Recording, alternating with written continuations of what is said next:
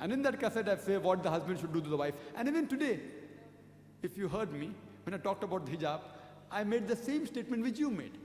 That normally Muslim speakers, they speak about hijab for the woman, but Allah speaks first of the hijab for the man. So why the other people do that, you have to go and ask them. I cannot answer on their behalf. So if you want to see a neutral approach, alhamdulillah, of Islam, you can hear my video cassettes, and there you'll find even in my women's rights in Islam, I've spoken how a husband should behave to the wife.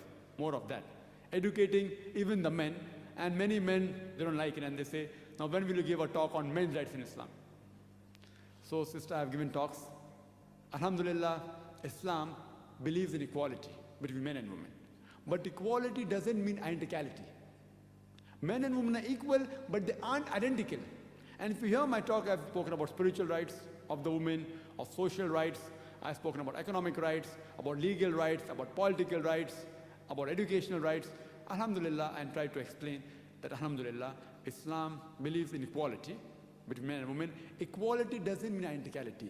If you compare to the Western world, again, giving statistics, quoting what they believe, the Western talk of women's liberalization is nothing but a disguised form of exploitation of a body, degradation of honor, and depriving her soul.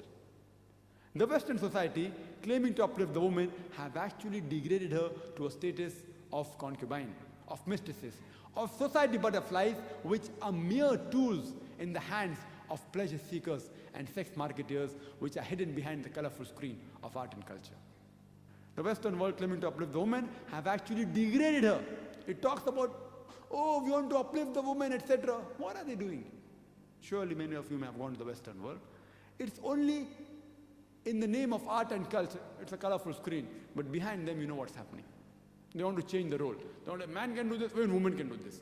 Men and women are equal, but they aren't identical. Men and women are different in physiology. They're different biologically. For everything the man does, the woman cannot do. Everything the woman does, the man cannot do. Tomorrow we cannot say, okay, even I want to give birth to a child. I cannot give. I'm different. And do you know in Islam, the status, I'll just quote a couple of examples I've given my talk.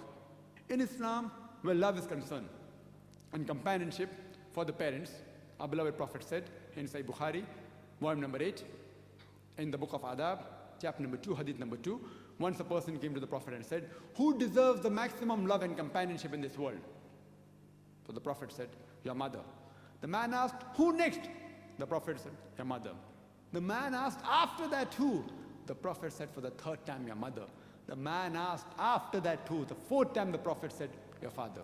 That means 75% of love and companionship, 3/4 of the love and companionship goes to the mother. The remaining 25%, 1/4 of love and companionship goes to the father. In short, mother gets a gold medal. Mother gets a silver medal. She also gets the bronze medal. The father has to be satisfied with a mere consolation prize. See, these are the teachings of Islam. This is what a Prophet taught us. I cannot say, oh, mother gets so much respect, so I also want to give birth to a child. I can't. So men and women, as I said, are overall equal, but they aren't identical. For example, if in a classroom, there are two students, A and B, both of them get 80 out of 100. Both come out first. But if you analyze the question paper has got 10 questions, each carrying 10 marks. In answer to question number 1, student A gets 9 out of 10. So student A is 9 out of 10, and student B gets 7 out of 10. So in question 1, A has a degree of advantage than student B. In question 2, B gets 9 out of 10, A gets 7 out of 10. So in question 2, B has a degree of advantage.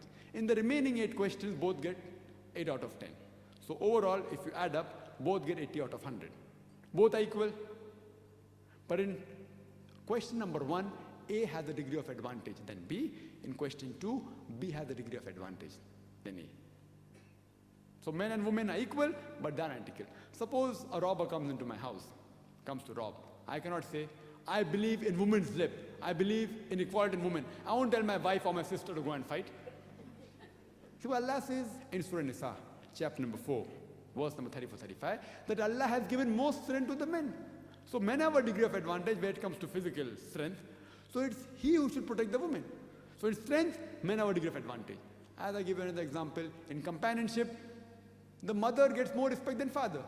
So in some aspects, men have a degree of advantage. In some aspects, women have a degree of advantage. Overall, men and women are equal. As you rightly said, sister, if you read the teaching of Islam, they are, alhamdulillah, very good. Don't judge Islam by the followers. If you want to judge, judge by what our beloved Prophet Muhammad said.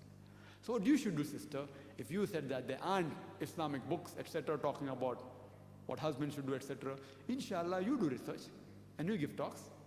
Alhamdulillah, I mean, inshallah, Allah will help you. And you will be more effective because you being a revert. And when a revert speaks, it has more effect. Alhamdulillah. So the thing is that, sister, I do agree there are black sheep in the community. What we should do, we should pick up the good points. And we have even good people, alhamdulillah.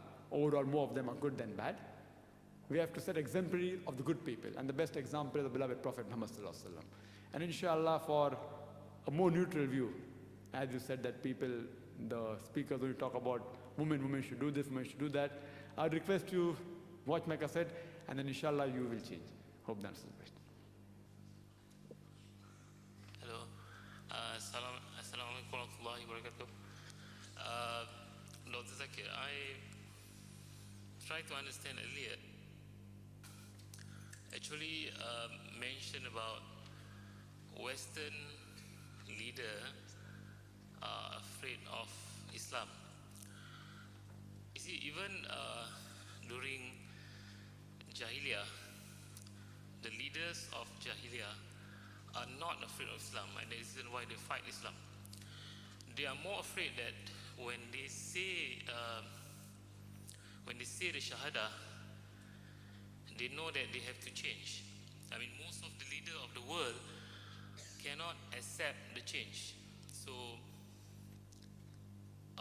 most probably why the leaders of the West or any leaders of the world is afraid to accept Islam is because they cannot accept the change. And I think the biggest change is they have to step down, and also those leaders, they have to, in a way, give to a better Muslim, although it's in America or anywhere in the world. So let's pose the question that why should the Western leaders be afraid of Islam, and the leaders of Jahiliyyah, they weren't afraid of Islam? I'm sorry, brother, I fail to disagree with you. I'm sorry, I disagree with you. The leaders of the pagan leaders at the time of the Prophet, they were really afraid of Islam. The only thing they were afraid of was Islam. Therefore, they told the Prophet that we will make you the king of Arabia if you give up this message of monotheism. We will make you the richest man in the world. The Prophet gave the reply, even if you place the sun in my right hand and the moon in my left, I will not give up this message of Islam. The leaders were afraid. You know why were they afraid? That there are 330 gods which they will have to barter for one god. Who will come to Mecca? Who will come to Mecca and buy all these other things in which they sell in the name of idol worship? Leaders were very scared. Later on, alhamdulillah, truth had to prevail. They didn't accept Islam. Therefore, the Quran says, target the leaders of kuffars.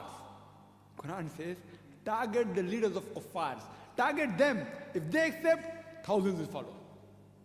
So therefore I said, most of the leaders of Western world are afraid. Not all. We have good people also, speaking good things about Islam. Some leaders, like Prince Charles, said some few good words. His niyyah, Allah knows best. I don't doubt anyone's niyyah.